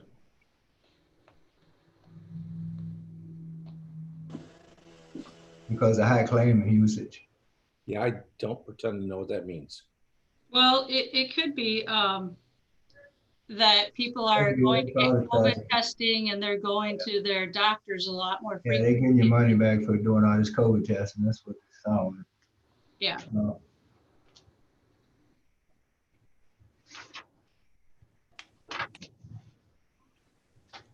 All right, anybody else have any questions? No. No. Thank you very much. All right, good to see all of you. Great, take You care. too. Stay safe out there. Thank you. That pretty much wraps up public safety. Don't know, what do you want to do there, Dan? It's up to the board. Communications would be prepared to go if the rest of the board is ready. Let's run. Yeah, let's knock it out. Okay. Alicia and Ryan, are you both on? I am. Good evening or good morning. Good morning. Okay, so good morning, board. We can go over the communications budget, which is our first full year for communications. Last year, we modernized from our cable department for more new age media. You'll see our first line item is our 2 communication specialists. They have a 2% increase. They've both been fantastic this year, working with all the other departments and bringing them on to do exactly what they were hired to do. They've been great this year. Our employee wages was our intern program, and you'll see a decrease in that. We've had to suspend our interns program for now because of COVID, and any additional bodies that we bring in the building create challenges for us. So it was thought best to suspend the program for right now. There are 2 interns that we had, TJ and Devin, worked out. They were fantastic this year, but they are moving on to college. So it was a good time for a hard reset in that program. We would like to bring it back for next year. It would be at a decreased rate. Hopefully everything going well with COVID. The first phase of the intern program is unpaid to begin with. So we think we can stay within that to have a couple interns at some point next year, and we'll stay within that budget. The fringes just reflect the fringes for the 2 communication specialists. Our membership and dues, the main thing that we wanted to be involved in and stay involved in is NATOA. I don't know if Alicia wants to speak to what that organization does. They kind of keep us in tune with all the telecommunications issues happening. Yeah, I can just speak briefly. NATOA is the National Office for Telecommunication Advisors and Officers, if I got that correctly. So they really keep us up to date on public policy issues that are happening in Washington, and then also on the state issues. Thank you, Alicia. So moving on to contracted services, that is designated for our social media ambassador, Kathy Springer. She's built a very robust website that we've utilized in the community cares pages to get to all of our residents and regional people in the area. And that site has been amazing for us to get all of our communications issues that extend beyond our own social media pages. And every time we've needed her, she's been great. Trustee Miller. So there's an increase there in that contracted services. Why is that? Yes. So the other part of that increase is it's still the same for our social media ambassador. The other part is our engineering and tech maintenances, which we didn't really have in there last year, but we thought it was really important to have a side engineer to service our equipment that was outside of the vendor that we used for our upgrade, which was TELSystems. And just an example for this year, we had an engineer that Alicia was familiar with, who has been a whiz, who solved the problem that we're trying to troubleshoot for months and months. That was just getting us on line with AT&T. We couldn't figure out what the issue was, even going back and forth with AT&T. We had this guy in here for a morning and he solved our problem. So we wanted to have some budget prepared just in case we need some to utilize our engineer. Alicia, do you want to speak to a little bit about what John is able to do and what he brings, just for us to be able to bring him in on call to help us out to service our equipment? Yeah, I can speak briefly. We've used John in Ann Arbor for years. He's one of the most well-known tech engineers. And so I told him about our AT&T issue offline, and he said, oh, I did the same thing in Ann Arbor. It's a known issue. Don't worry, I can come and fix it. And like Dan said, he fixed it within 2 hours for us. So while he was there, I had him look at our system and really dive into what upgrades we need. And he pointed out a major one, which is not being able to actually view our video before it goes to Comcast and AT&T. We should be able to view that so we know exactly what we're sending them. So that was a big issue. And then he also mentioned our audio, and he was like, you might be having some issues with audio because you don't have a way to monitor it before you send it out. And as we know, that's 100% true. So just having John's services on this line item will help us in the future. Okay, so I'm sorry, go ahead. it does to a point, but then you have equipment maintenance as well. So that, okay, so you have contracted services with Kathleen Springer. What is that per month?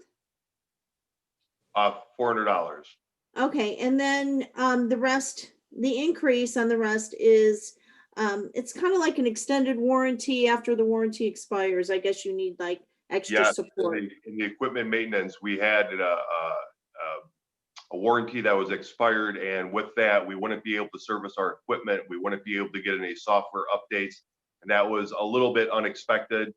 But once it came through, we really would have been between a rock and a hard place if we needed any service maintenance. So letting a warranty expire for $100,000 worth of equipment that we upgraded into last year didn't make a lot of sense for us.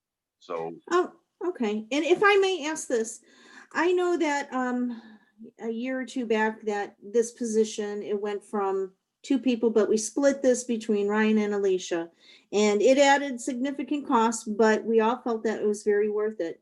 But I feel that Ryan and Alicia need to tell us and showcase now, tell us what your department has done this past year. I know to a certain degree, but the rest of the residents should know how vital and important you all are.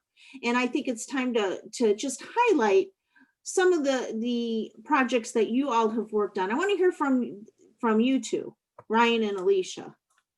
Sure. Yeah, I'll go ahead and go first. We've been building out media that helps build the community when, you know, it's either video production, graphics, and our magazine, just building out things that help tell the story of our community and build up everything, you know, that Van Buren Township has been doing so well for so long, but now it's being communicated a little more polished. Alicia? Yeah, thanks, Ryan. I'm actually driving in the car right now with Meals on Wheels volunteer, so I do have a mask. But I think a good example of what we have been doing is really growing Van Buren to the people and the public by creating stories, definitely within the magazine. Our latest Support Local feature was not only loved by the community, but then also loved by the Today magazine. And they're going to continue that model throughout most of their other magazines. We also have been really working hard to promote services for the township. For example, how to pay your water bills, how to, you know, deal with water issues, or just understand things that are happening with the water department, because there's so much changing. So external communication has been really huge for us. Also internal communication. I mean, during COVID, we were just trying to get everything out to our staff and make them a little bit more comfortable with everything that was happening, because everything was so unknown. So a lot of internal, external communication. And then our big thing is also social media, really pushing that platform. And through that, we have been spotlighted on MLive, which is a digital newspaper or digital content, which is awesome. So through that, we're gaining more partnership. We're reaching out to other news stations who have also came and spotlighted us when we got grants and did other things in the community. On top of, as you can see, we're out here doing as much as we can to promote the city and capture it, or the township and capture it. You two are most humble. I know personally some of the wonderful projects that you've worked on.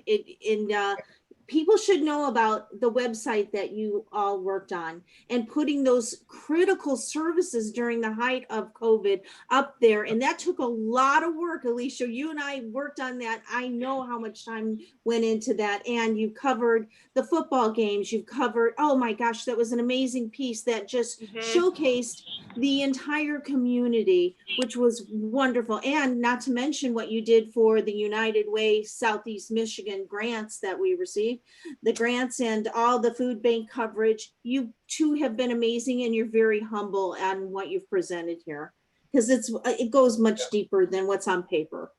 And thank you. Reggie, I'm going to jump in and say that well, they already know that the clerk's office, you guys have been a huge asset for the clerk office and getting the message out regarding voting, especially with this COVID situation and absentee voting. This is going to be a major issue coming up. Already is, and it's going to be. But just to advocate and getting the information and the awareness out to the public that I've always wanted to do. You guys have been a huge asset in doing that, and I look forward to doing much more. I mean, this is something this is what we're supposed to do. This is what the clerk's supposed to do, so to educate our constituents, and that's what we're doing through the communication department. Kudos. Yeah, and I know everybody was really pleased with what Ryan did with the football. That was really a great video that's been out there around, and congratulations to both of you. You've done an excellent job. Yes. And I'm gonna say this because Dan doesn't get enough credit for running that department. Yeah. Quite frankly, I mean, we've had communications departments. We've had the same size communications departments in this building for a long time. And we could have mucked this up even though we had two wonderful talents. Yes, that department's running very well, Dan. Yeah. So thank you. Well, thank you. I appreciate all that. And thank you, Trustee Miller and the clerk Wright and everybody else for taking a minute to spotlight Ryan and Alicia, because they're really the main talent. I try to do the best I can on the administrative end and help make sure we're getting our proper messages out there. But with all that public information, the public notices, running these webinars, you know, they really haven't missed a beat, you know, trying to keep up with all this COVID stuff out there. It's, you know, we work well with the other departments too, producing content for them. And it's been crazy year for everybody, but But we're it's keeping up with noticed all by that this stuff. board. We just want you three to know, we've noticed. I want you to talk a little bit about the big project that you're about to undertake on the website. Sure. So you'll notice our capital outlay is basically going to be an upgrade to our website. Well, our website has been working well for us when it was upgraded about 5-6 years ago, and that was purchased through the DDA. This one is where the cost is going to come out. We have it set in the capital outlay. We brought this to you a couple meetings back or a couple months back that we were going to be looking for this to go forward with an RFP process to start researching vendors to get our website, make sure that it's, you know, top of the line and state of the art. So we've been working through that project. We kind of gave a general ballpark estimate of how much it was going to cost at that meeting. Past websites have cost something between, you know, $20,000 and $30,000. So almost all of the cost and capital outlay is going to be dedicated to our website. And we might be bringing that to you at the next board meeting. Alicia and Ryan and all of us, and even with other department heads, have been in contact, making sure we're fulfilling all the needs that we're going to need out of our new website.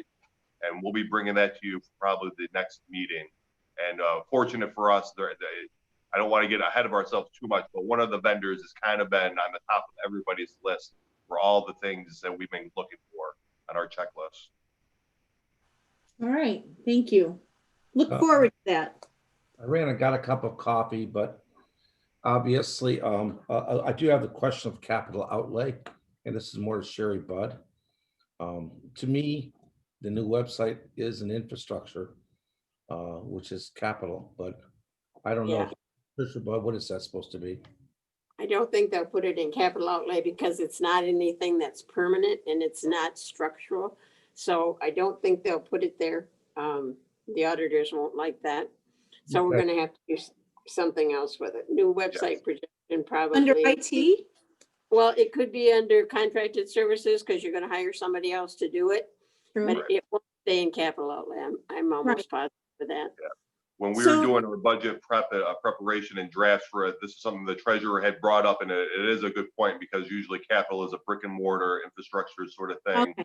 And this is a digital brick and mortar sort of thing. So she wanted us to leave it in there. Decided to leave it in there and have it see what the auditors might say, but the contracted services would have been a fallback, and we wouldn't be an increase. We would offset whatever the price would be from capital outlay to contracted services. Okay, Clerk Wright, did you say? I was just saying, I agree with Sherry. It probably should be in contracted services, not have a capital outlay. All right, we'll make note of it. Prepared to see that title change. Yeah. I have a question. Trish, go ahead. I see we have a line item for public relations for $7,500 for 2021. Right. Whereas we had nothing for 2020. Can you explain that, please? Sure. So we jumped over that to talk about the website, but public relations, that was a new line item that was created just for this year. So when we created the Van Buren Today magazine a couple years ago, it was a little bit of guesswork of the content that was going to go in there. It was kind of going to replace the Lake Ledger that went out for Parks and Recreation. But as we've been producing content and features for the magazine, there's been several general content that is not really applicable to other departments about promoting just general things to the township or information or just our contacts page. And each invoice that comes out for each quarterly magazine, it's kind of been a struggle designating where that content is going to be expensed out of. So for that line item was created just to handle just Today magazine content that is general and not applicable to other departments. The person that generally ate those costs were the board. So as a board other, but we figured that we're hitting them every single time, like who should pay for this. And so we finally said, you know what, let's just make a line item out for, you know, who pays for a COVID ad? Parks and Rec, seniors, let them cover it. Well, since I like it where it is now, because Leisha and Ryan do and Dan work on that magazine consistently. So it makes sense that it's here. Yeah. But that's, yes, good question. That's why it's there. Yeah. Any, So, any go other ahead. questions? Okay. No, I'm done. All right, it's gonna be exciting times because we're doing a lot of stuff over there. Okay, I guess we're ready to move on. Thank you very much, communications. Okay, well, we've been, I've tried to line up as much as I could without throwing our afternoon schedule off too much or getting into next, tomorrow's schedule. I talked with assessing and to see if, is Linda on? Did we lose Paul White? Yeah, Linda's on. I'll promote her now. Okay. Paul explained that there may be some times that he is going to have to get off the broadcast. He has a reason, a very good one. All right. And I just thought we lost him. Okay. Thank you, board. I'm gonna head out. Thank you Thank all. you. So I have assessing, but we can tackle right now if you guys want to go. But outside of that, I don't. You know, we would still have a couple in this afternoon that I might be able to line up. But if Linda's ready, I'll get off now and you guys can handle assessing. All right. We're in assessing now. Linda, I don't know what to say, so go ahead. Are you at your desk? Linda Stevenson. Linda, you're on mute. Can you hear me? Yes. No. Okay. Yeah, so what were you saying, Kevin? Okay, let's start off with, are you at your desk? Are you working? right now? No, I'm working remotely today because I'm doing some virtual continuing ed credits today. That's So right. You told me that yesterday, and I can tell you that although everybody was going on 2 and 3 days, Linda pretty much worked nonstop. She's a workaholic and she dragged her people to do that too. You're static, Kevin. We can't hear you. I can't hear you. She's a workaholic. She's here all the time anyway, so she's not here. We know that about Linda. Thank you, All right. Linda. So, Linda, go ahead and start yours up, and you can probably tell them about our current state of taxes too. okay, well, taxes are good, you know, homes are selling. Our assessed values went up last year by about 6 or 7%. I put on an assessment office annual update in your boxes last Friday. Normally I do that around in April after the board review is done, but this year with COVID, I kind of thought, well, maybe I won't do it, but I actually had someone ask where that report was. So there is actually somebody that reads it. So I put one together and it's in the box. And I just think that's helpful for you as elected officials to see like the top 10 taxpayers, the top 10 sales, things like that. It just gives you some sort of idea how things are going along. The supervisor is absolutely right. Our staff has not really been able to do the split shifts or work remotely too much. This is the first time I've done this in maybe 6 or 7 weeks trying to work remotely from home. It just doesn't work with us. There's so many files in there. There's just so many things that we need at our fingertips. And I have talked to Gina and Hannah both, and they just feel that they're more comfortable being at work. So we you know, we certainly do the social distancing and wear our masks, and just feel that we need to be there for the taxpayers when they have questions and needs. So going into my budget, I'm really not doing anything different or out of the ordinary. The only change to 2020 will be cash out of some PTO time. Actually, what I calculated, I probably won't be using that whole amount. We finally pulled our motorhome out of storage this weekend and worked on it all weekend long. And as long as I can get into some campsites in the next month, I'm going to be taking some PTO time. Gina will cash out just a little bit of time. But that's it for my 2020 that I'm doing different. Of course, that affects the allocated fringes. I think, So- Reggie, you have a question? Yeah, can you talk about contracted services here? Yes, contracted services covers like the assessment change notices to have those printed. It covers our personal property statements that we have to have printed every year for all our personal property accounts. It covers our Apex sketching. Each one of our computers that we have for Apex sketching has to have a license on it. So that covers for Gina, Hannah, and myself to have a license. That's one of the reasons it's a little hard to work remotely, because if we would have to have a license then on the Surface Pros, and that would just be too costly. So we can't really do any sketching from home.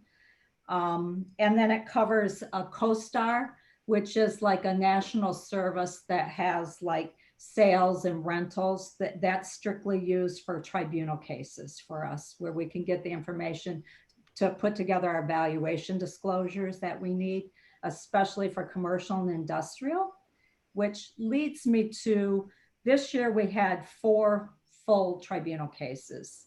Next year, I already have 9 that have already filed, and they still have through today to file. Today will be the last day. I'm expecting a few more, getting a lot of commercial businesses filing full tribunals due to COVID. In fact, every single one of the hotels around here have filed a full tribunal case for next year. Why the increase, Linda, in tribunal cases? The COVID related business issues, especially with the hotels, you know, basically they weren't earning any income during those months. So Walmart filed, which I think that one is a little ludicrous because they were certainly busy the whole time. I don't see where they lost any business. So, yeah, they're all jumping on the bandwagon and they've all lawyered up. So it's going to be a difficult year with tribunals. So we only have 2 residential ones. We hardly ever get residential one. It's just the ones that can lawyer up that give us a little bit of trouble. So that's what we use the CoStar for. All right. So basically 2020, like I said, nothing other than the cash out of PTO time. In fact, some of the things went down. Board of review, we didn't have to have as many dates, things like that. And then 2021, just the allocated possible increase of 2%.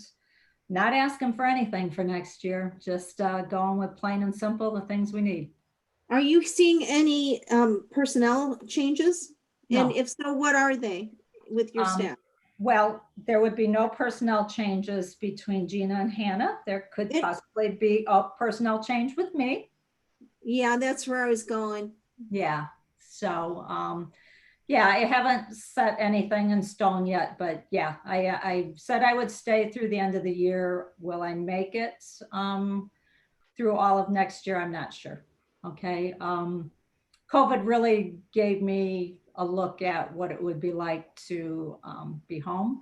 And, you know, I'm going to be 64 in September, and it might be time to start enjoying life a little bit. 64, there's so much more right here. I've been here 31 years now. Okay. All right. So yes, you might be looking at a change next year. All right. Okay. And that's about all I have for you. Just make sure you read your annual report, and I'm certainly available for any questions. Okay. Thank you. So you're sketching. How many properties do we sketch? Oh, we want to sketch all of them. And I always said I'd like to get that done in my lifetime. Yeah. I'm not sure where we're at now. We're probably about, I want to say, well over 50% sketched now. Hannah's been a godsend with sketching. She's been kind of taking that challenge. So she actually set a plan together of a certain amount she's going to get done each week. Okay. I'm sketching the commercial and industrial buildings, which are a little bit more difficult because they're big. but then they're also easier because they're squared. They don't have all the different floors and the ceiling heights and things like that. So I've actually made it a goal to do all of the apartments. I've been working on those. So I'm pretty close to being done with those. But Are there 1,000, 10,000, 20,000? oh, well, we have over 10,000 parcels. Okay. So we're over 50% done. We've got maybe 5,000 or 6,000 done so far. So subs, condos, they're easy to do. We can belt those out real quick. But you know, now we got the difficult ones to do. Yeah, so when you think about what Sussex is doing when on their downtime, they're sketching. So, yeah. And What does take that pictures, mean? too. What does that mean? Sketching? An electronic sketch. Right now, all of our parcels have been, we measure every property, okay? And then we drew it out by hand. So we're converting those sketches that were drawn by hand, some of them back in the 50s, back in the 40s, and we're converting all of them to electronic sketches. I see. Wow. All right. Thank you. And if you go like Reggie, you could go on our website and you could pull up your address and you would see a sketch for your property. Because I was just going to go do that Yeah. right, Yeah. right on break. Thanks. Okay. So if you had a deck, we'll know about it. That's okay. I got a permit. I'm all good. Yeah. SCV value, which is 6%, which is a heck of an SCV value. The heck with the stock market if I can make 6% of my house. My taxes gone up. Went up 1.9%. That's Yep. all. Yeah. Okay. What was the tax increase on property taxes this year? Are you talking about the CPI? No, I'm talking about the total taxable, the total amount of money that we collected and over and above. Okay, the taxable value went up 4.22%. I know. Okay, so we actually will collect 4.2% more money. Correct. Correct. Yes. Now, the existing homeowner is only paying 1.9% more. Unless they did new construction or if they purchased the home last year, then they became uncapped and then their value goes up. So that's how, that's the government business model. That was proposal A. Yes. Yeah. What was the CPI, Linda? It was 1.9%. Thanks. Homes are really, really selling right now. The interest rates are low. In fact, we've been amazed at how many property transfer affidavits we've been taking in a week. They just don't seem to stop right now. And even during COVID, there was a lot of sales coming in, but interest rates are low. So that's why people were looking at purchasing. So I think they are starting to slow down just a little bit now that fall's coming, but this summer it was pretty crazy. And we got some pretty good sale prices too.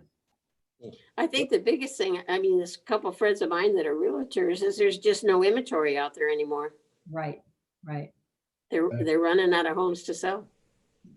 I'm getting ready to sell and move to Tennessee. Moving to Tennessee? I can't get you on that, neither, Kevin. Not gonna say a thing.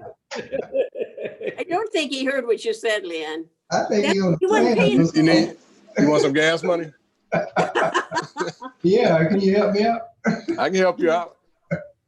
You can't go until you got another 8 years before you can go.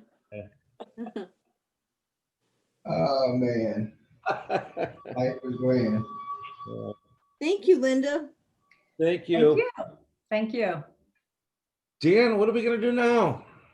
Are we ready? Oh no, life is good. Then came COVID. Upon the board's direction, I do have other ones slotted up that we could coast us to the afternoon, and that would be the supervisor's office. That would cover the supervisor, the board, and there's another reason too. I have our HR director ready to go too, and she can address some of the fringe and insurance.